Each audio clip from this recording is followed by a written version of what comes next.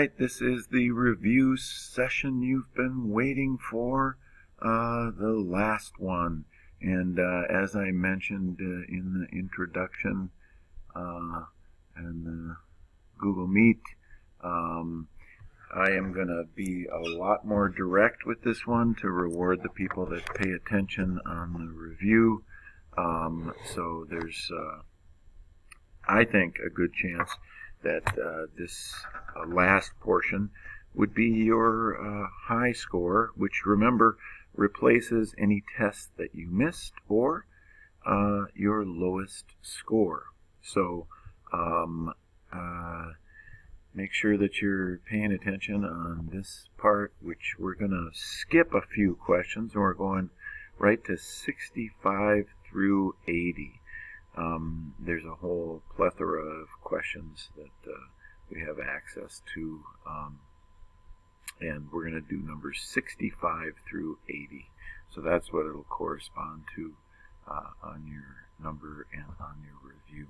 So number 65 is a review of organic chemistry, and that's going to go back a ways. Remember how to count to 4 in organic, that you have methane, ethane, propane, butane, and then we put those things together, and essentially those are hydrocarbons. And the hint that I'm going to give you on this one is even these guys know that carbon has 4 bonds, all right? So this is actually a really easy problem because you guys all know carbon has 4 bonds. We emphasize that a lot in our organic unit. So there's Daryl and his brother Daryl. All right. Number 66 has to do with a certain isotope of a compound. And they ask, quite simply, you don't even have to know that the top one's the mass number and the bottom one's the atomic number, but you do have to know what those numbers mean.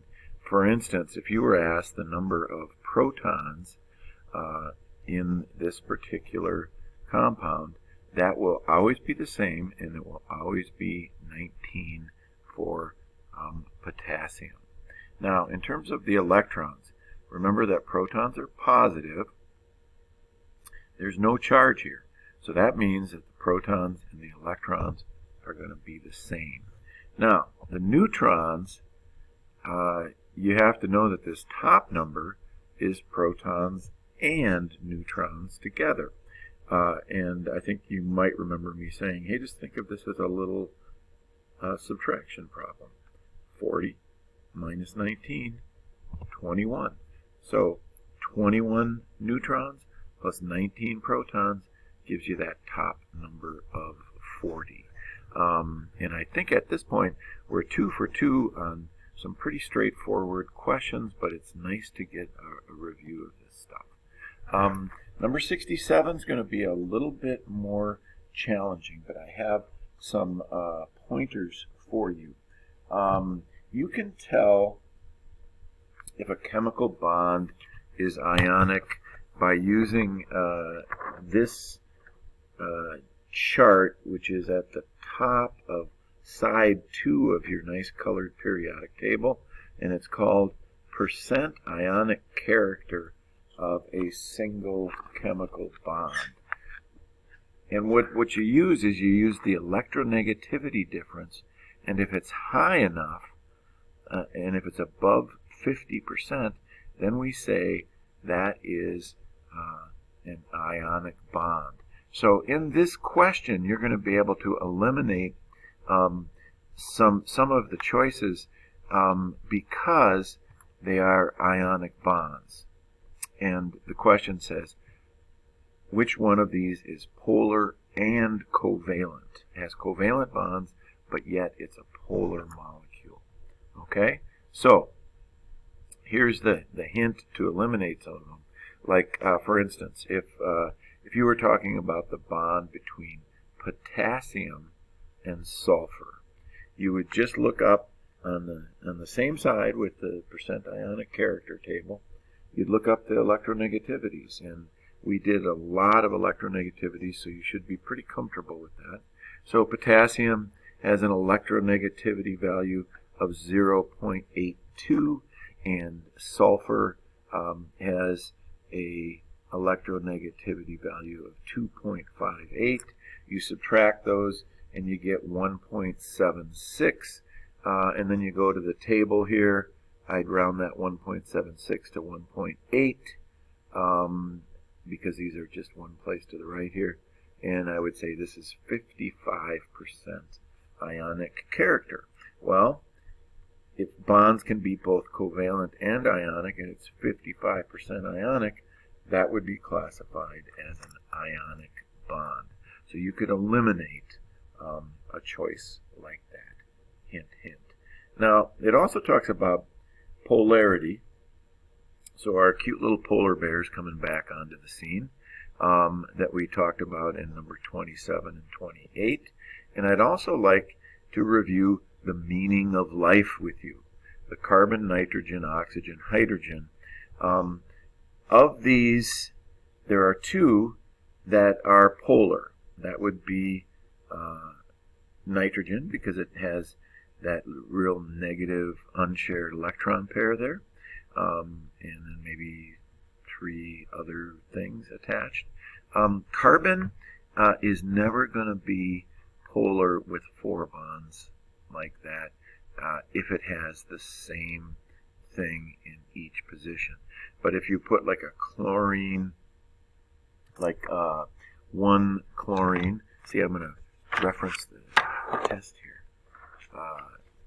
for this question, just to make sure we're being clear. If you had just 1 chlorine, then it would be polar. But if you had like 4 chlorines, then it would be nonpolar because they're all evenly spread out. Now, a nitrogen compound, which, by the way, if you use your periodic table, phosphorus, this is a hint too as well, would behave just like nitrogen. It would have 3 bonds and then 1 unshared bond. And we're going to look at another example of phosphorus coming up later where it can behave differently. But in this case, it's going to be a phosphorus with 3 things attached.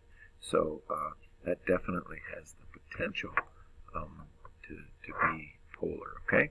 Those are real nice hints for you on this problem.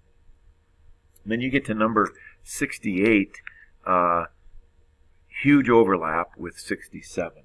68 is referring to, I got to make sure I don't put the test on the video and you can screenshot it. Okay. So there's going to be a number of molecules, and you look for the shape to figure out which one is polar. Okay. So this thing right here will be really helpful on number 68 as well. So if you haven't written this down yet, assuming all the groups that are attached here are the same, this would be nonpolar, this would be polar, this would be polar, and straight linear things like that are nonpolar. Okay? So again, nonpolar, polar, polar, nonpolar. All right. So that'll really help you with those. And then polar substances tend to dissolve in things like water, which is polar. Okay, so polar solvents. So those polar pairs. All right, number 69 is talking about radioactive particles, which we did not get into a lot. But here's a nice little summary of the main 3 types of radioactive particles that you'll find.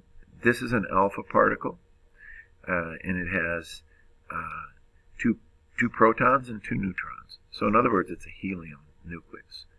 And it's not very dangerous. It can be stopped by a piece of paper, stopped by your shirt, So it's not going to hurt you. It's very slow moving, not going to cause much problem. Now, a beta particle could go through paper, but it would be stopped by something like aluminum foil or something like that. And a beta particle is an electron, okay? Just an electron. A gamma particle, and this is the Greek letter gamma.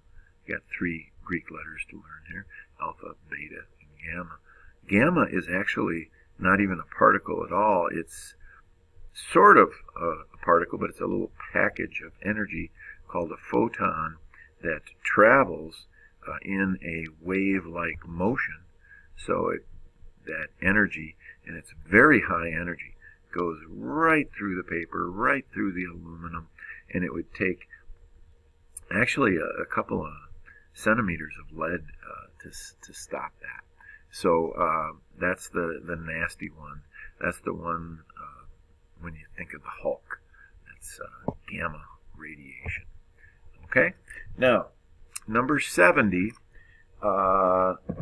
here's a hint I'm going to give you on this one. So go ahead and draw that structure, and then just ask this question.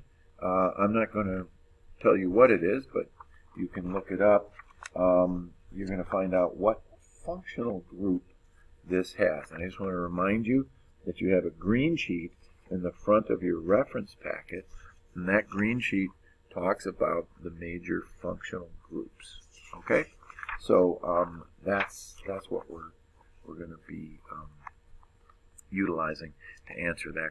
And if you know where to find that, you got that green sheet, you know where those functional groups are, you should be able to do that, and you're even welcome to look that up.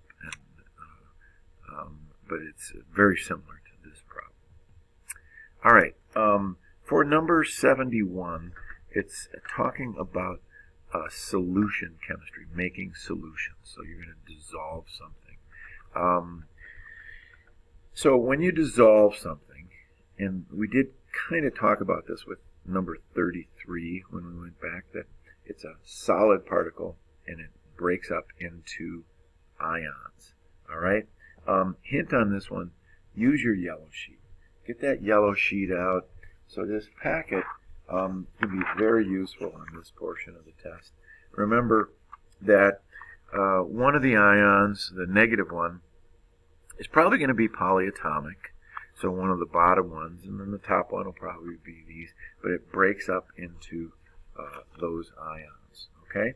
So that's what, I keep bumping my mouse here, that's why that does that. So use that yellow sheet to figure out this solid breaks up into these, and they just give you and say which one is a solid dissolving in a solution. Well, it's the one where it breaks up into the cation and anion. That's just 2 things, right? Cation, anion. So that'll help you with that one. Let's see here. What do we got next here? Oh, we definitely, that one's much more involved, so I don't have that much time left on this video. So this is a great place to stop here. We're only going up to 80, so stop here and let's watch the next video.